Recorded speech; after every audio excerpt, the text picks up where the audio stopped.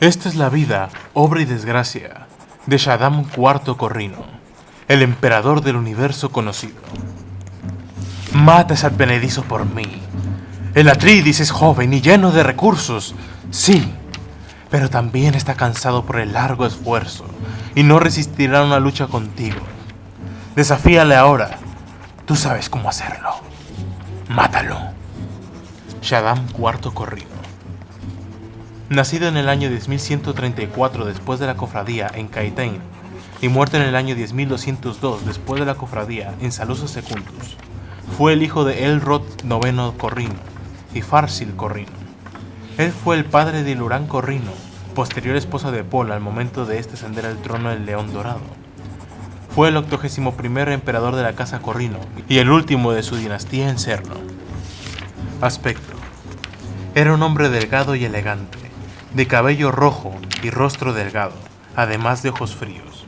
La cara y los ojos antes mencionados le recordaron al barón Harkonnen, al duque Leto Atreides I. Shaddam Corrino, decía, tenía el mismo aspecto de ave depredadora. Vida temprana.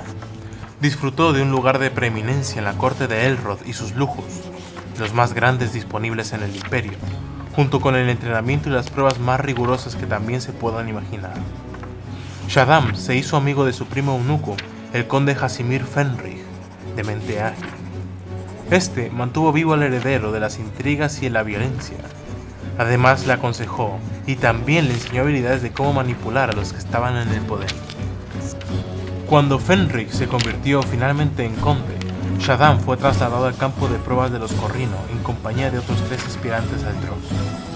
Shaddam sobrevivió al ritual de entrenamiento e intriga que se le administró allí, y después de solo 9 meses, regresó a Caitaín para convertirse en el líder de los Sardaukar según la costumbre.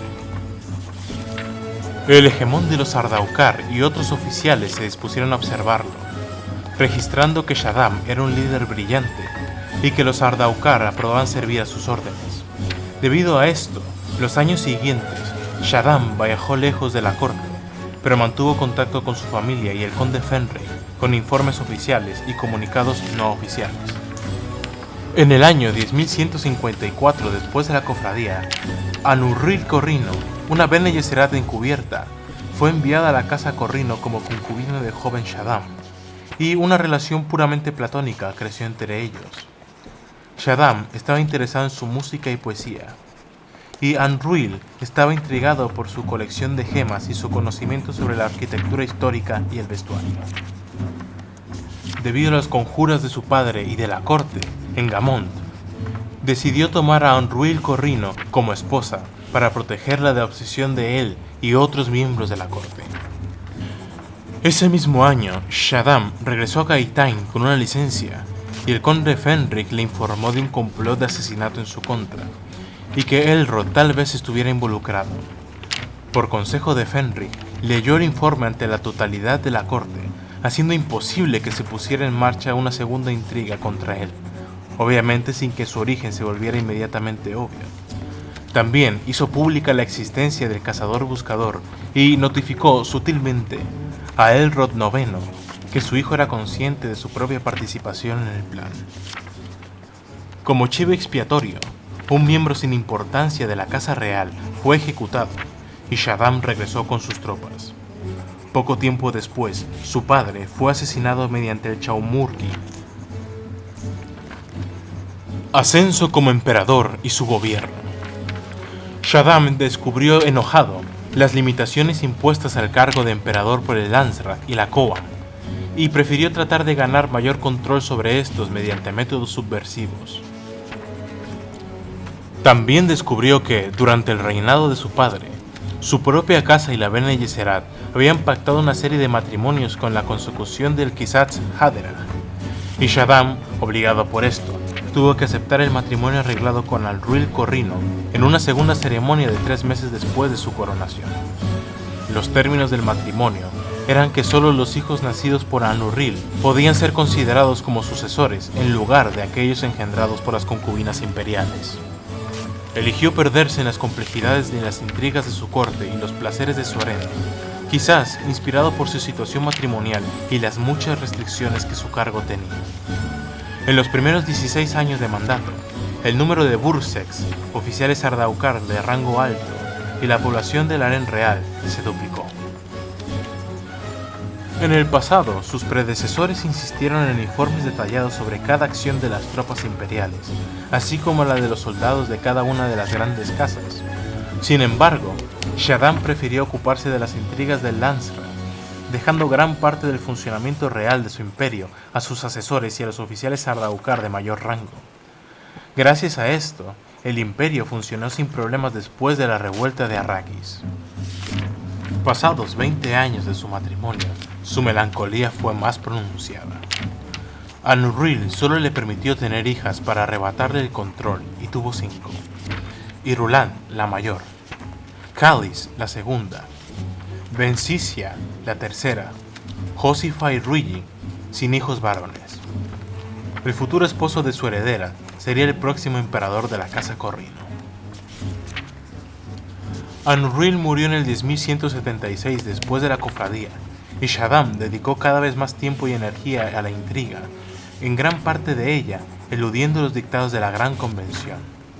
Su cautela con respecto al duque Leto I Atreides y su casa fue de gran ayuda para la casa Mortani en la guerra de los asesinos contra la casa Guinaz, un aliado de los Atreides. Finalmente, los Guinaz fueron derrotados. En el año 10.182 después de la cofradía, se dijo que interfirió en la guerra de asesinos entre las casas Harkonnen y Khalifi, evitando el asesinato del barón Vladimir Harkonnen. Shaddam era un devoto de la corrida, que era un sistema político que funcionaba mediante la intriga, y había demostrado un leve interés por Leto I Atreides desde su ascenso al trono de Caladan. Con la victoria del duque en la batalla de Thar en el año 10.167 después de la cofradía, Shaddam le otorgó el título de Caballero del Imperio. Luego del motín de Pinzgau, Leto fue convocado a una audiencia privada, donde conversaron sobre la batalla en el Muerte. Cuando despidió a Leto, después de reiteradas presiones de su secretario social porque sus horarios se estaban desviando, el emperador le dijo a su secretario personal que, si todos fueran simplemente tan correctos y tan seguros de su lugar como el duque, el imperio sería un paraíso. El reconocimiento por parte del emperador de Leto Atreides, sin embargo, del correcto comportamiento de los nobles, fue lo que lo llevó a su muerte. Ningún emperador sabio había permitido que ninguna gran casa se hiciera demasiado poderosa o popular, por lo que se preocupó con el ascenso de los Atreides, debido a que ejercían mucha influencia en el Landsraad. Una poderosa coalición podría unirse en torno a una poderosa gran casa, alterando el equilibrio de poder a expensas del imperio, en contra de sus propias ambiciones, en cuya forma se encontraba la casa Atreides. Leto había entrenado una pequeña fuerza militar que, en combate a uno, igualaba el archivo de los Ardaukar. Así que la mente de Shaddam se decidió en el curso que él y los Harkonnen tomarían con su real primo en su muerte. Este es un aviso de spoiler. Lo que continuará en el video puede verse en la película de Dune que se estrena este año. Si deseas saber más del personaje, te invito a quedarte. De lo contrario, salta al final de este video para la zona de preguntas. De antemano, muchas gracias. En el año 10.191 después de la cofradía, Shaddam se embarcó en su salida más seria del papel que le permitía la Gran Convención. Envió sus Ardaukar junto a los Harkonnen contra las fuerzas de la casa Atreides. Los Harkonnen le proporcionaron a Shaddam enormes cantidades de melange que exigía en pago por su ayuda, aunque no se atreverían jamás a admitir el motivo de ese pago, y una oleada de rechazo basada en rumores del Landsraad. Finalmente, la táctica de Arrakis le costó a Shaddam su trono, su hija mayor y sus más preciadas comodidades, debido al escarnio público que fue esto. El golpe al prestigio y la capacidad de emitir confianza a las demás casas imperiales no fueron capaces de ser vencidos por los esfuerzos del conde Fenrir, cuya paciencia y miles de millones de solaris en sobornos de especias intentaron ayudar a mantener el orden y disipar las sospechas de los meses posteriores a la derrota de la casa Atreides. Sin embargo, como se dijo antes, ninguno de esos esfuerzos pudo salvar a Shaddam. Cuando finalmente Paul Atreides y sus Fremen se enfrentaron a él y sus Sardaukar, muchas casas imperiales de inmediato los abandonaron.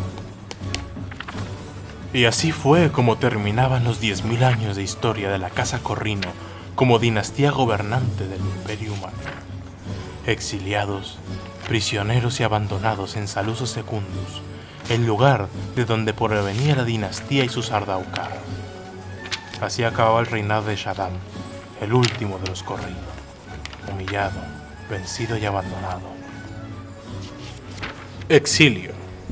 Amargado y derrotado, Shaddam IV fue exiliado en Salusos Secundus en el año 10.196 después de la cofradía, acompañado de sus 3 hijas restantes, el conde y la dama Fenrir, y la mayoría de sus cortesanos de Caitaín, incluida la última poeta de la corte Corrino, Imelda Vishayarat.